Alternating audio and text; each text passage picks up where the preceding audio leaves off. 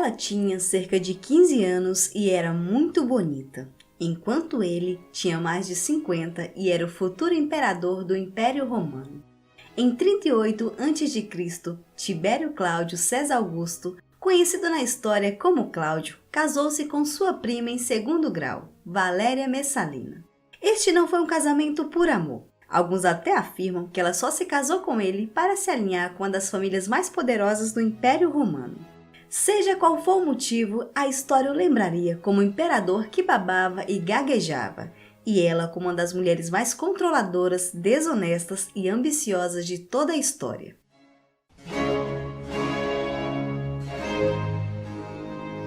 Pouco se sabe sobre Messalina antes de ela se casar com Cláudio. Ela nasceu por volta de 20 ou 22 anos da Era Comum. Era a primeira filha de uma família romana bastante respeitável. Sua mãe era Domícia Lépida Menor, neta de Marco Antônio, enquanto seu pai, primo de sua mãe, era Valério Messala Barbetos, cônsul e membro de confiança da casa do imperador Calígula. O futuro marido de Messalina era alguém que muitos acreditavam que nunca seria nada. Sua própria mãe o chamava de monstro. Ele havia se casado 2 vezes antes de se casar com Messalina. Primeiro se casou com Plântia Urbulanila, se divorciando dela por um suposto adultério, e depois com a Hélia Paletina, se divorciando dela para se casar com Messalina. Sua nova noiva lhe daria 2 filhos, Cláudia e Otávia, que acabaria se casando com Nero, seu enteado e herdeiro de Cláudio, e Tibérios Cláudio Germânicos, mais conhecido como Britânicos, nascido apenas 3 semanas antes de Cláudio ser encontrado tremendo atrás de uma cortina e nomeado imperador. Ele recebeu o nome de Britânicos após a vitória de Cláudio na Grã-Bretanha. Seu nascimento deu a Messalina controle adicional sobre Cláudio, porque ela lhe deu um herdeiro homem. Mas infelizmente, Britânicos seria envenenado por seu meio-irmão Nero. O controle de Messalina sobre Cláudio tornou-se evidente logo após que o imperador ordenou o retorno de suas 2 sobrinhas do exílio em Pórcia, Agripina, que se tornaria a esposa número 4 de Cláudio, e Júlia Livila. Ambas foram exiladas por seu irmão Calígula após anos de abuso. Ao retornarem a Roma, Cláudio devolveu suas propriedades e o dinheiro. Messalina ficou com ciúmes, especialmente da bela Júlia, que se tornou querida do imperador. Alguns acreditam que Messalina temia que as 2 irmãs e seus maridos pudessem reivindicar o trono. Então ela fez acusações contra Júlia e convenceu Cláudio a exilá-la.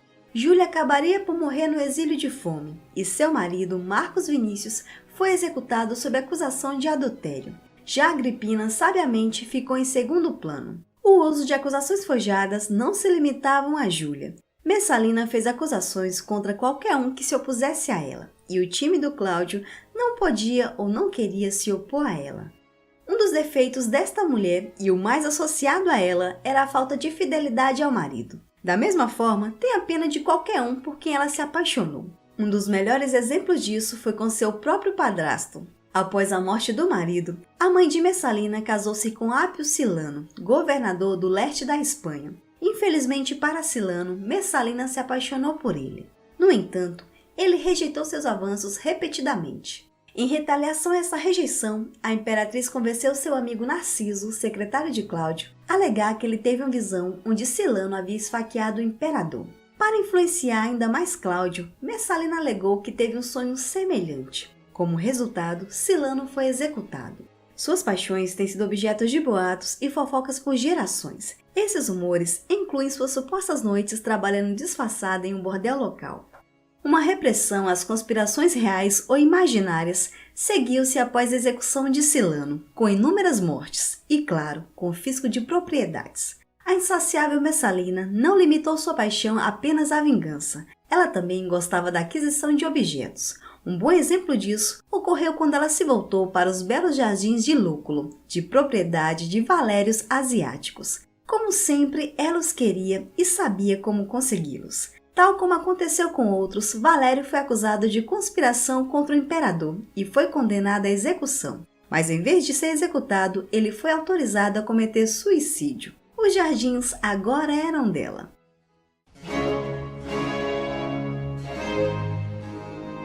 Muitos dos senadores mais astutos bajularam a gananciosa Messalina, usando sua influência sobre Cláudio em benefício próprio. Em 48 d.C., o estilo de vida de Messalina e o flagrante desrespeito pela reputação de seu marido e pelos valores romanos não poderiam continuar. Sua queda veio quando ela conheceu um senador romano chamado Caio Cílio, que apesar da rejeição inicial, caiu sob o feitiço de Messalina. A essa altura, Cláudio estava se tornando motivo de chacota. Os historiadores discutem se Cláudio sabia das indiscrições de sua esposa ou simplesmente optou por ignorá-las. O amor de Messalina por Caio a levou a formular um plano onde ela e ele derrubariam Cláudio e eles governariam o império juntos.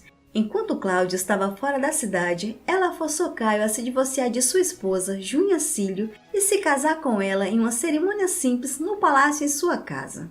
Narciso, que havia presenciado o casamento, percebeu as possíveis consequências das ações de Messalina e informou Cláudio, implorando perdão por sua própria participação. Rapidamente circulou a notícia de que Cláudio estava empenhado em vingança. Percebendo que Cláudio poderia vacilar e perdoar Messalina, medidas foram tomadas para impedir o encontro. Finalmente, Messalina entendeu que tinha ido longe demais e tentou convencer o imperador enviando seus filhos para que Cláudio a perdoasse. Messalina foi enviada para o seu jardim. Cláudio a veria na manhã seguinte. Caio e muitos outros convidados do casamento foram imediatamente executados. O historiador Tácito escreveu: os convidados estavam voando em todas as direções quando os centuriões apareceram e colocaram todos a ferro onde os encontraram, nas ruas públicas ou escondidos. Um mensageiro foi enviado a Messalina com ordens para que ela cometesse suicídio. No entanto, quando isso falhou, o próprio mensageiro a esfaqueou. Finalmente, ela entendeu seu destino e colocou a mão na adaga. Depois de saber da morte de sua esposa, Cláudio não demonstrou nenhuma emoção, nenhum sinal de ódio, alegria, raiva ou tristeza. Em seus 12 Césares, Seutônio mencionou muito pouco sobre Messalina, apenas afirmando: descobriu-se que ela não só era culpada de outros crimes vergonhosos, mas tinha ido tão longe a ponto de cometer bigamia com Caio Cílio e até assinar um contrato formal de casamento diante de testemunhas. Depois de Messalina, Cláudio afirmou que permaneceria celibatário, pois sua única missão era colocar seu filho Nero no trono. Olá, eu sou a professora Zilmar. Então, gostou do vídeo? Se sim, não esqueça de deixar seu like, compartilhar com seus amigos e comentar no vídeo abaixo. Até o próximo! Tchau!